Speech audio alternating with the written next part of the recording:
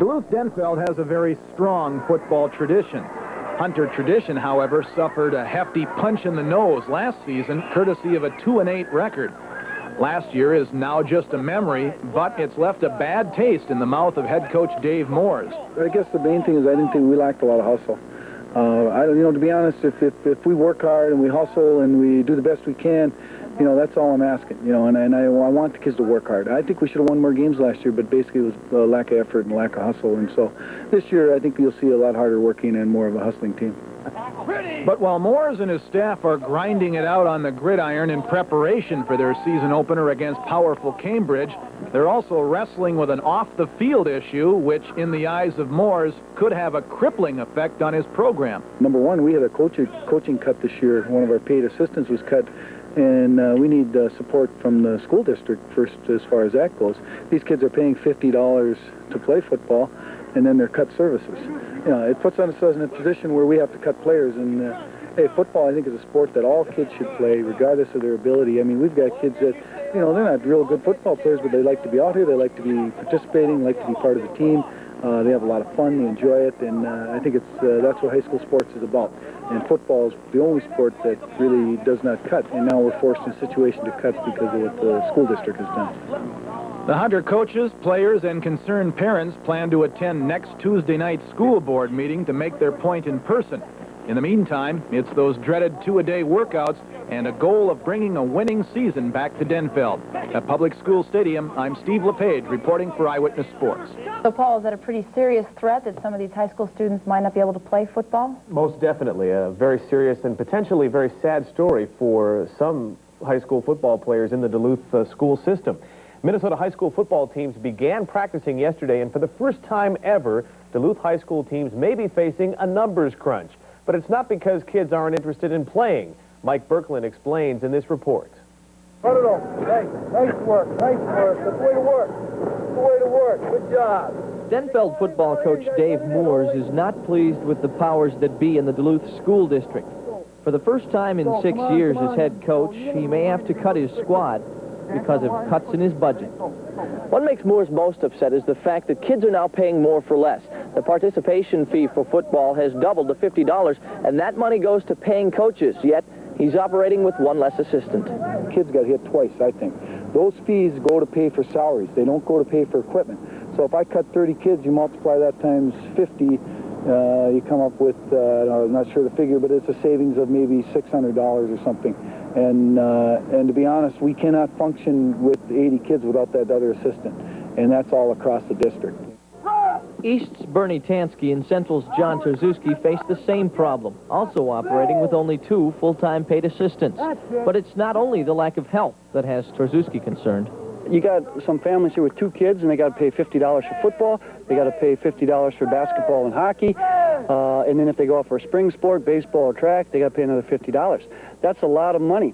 And I think that hurt our program a little bit. That kid that was deciding on what to do, the decision was made for him because he doesn't have the $50. Proctor's participation fee this fall is $25 for football. Hermantown students pay $20, and in addition to head coach Gary Bowen, have 3 full-time paid assistants. At both schools, those fees are funneled into a general sports fund that helps pay for new equipment. Duluth's coaches aren't sure where their athletes' fees end up. And I don't know if the Board of Education knows that football is a sport where you can get all the kids involved. And we got 11 players in the field. We've 2 platooned in the past. That means we have 22 starters.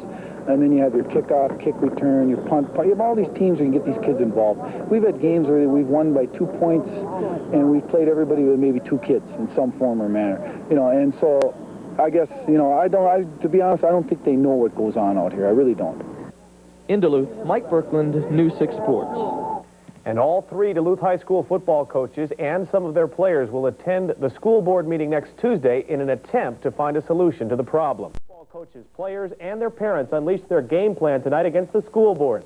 The board slashed $132,000 from co-curricular programs last spring. As a result, each Duluth High School team is operating with 1 less assistant coach this year. The board acknowledged the group's concerns but refused to budge on its budget for the present school year. But the groups of parents, players, and coaches got their point across. Responsibility for yourself.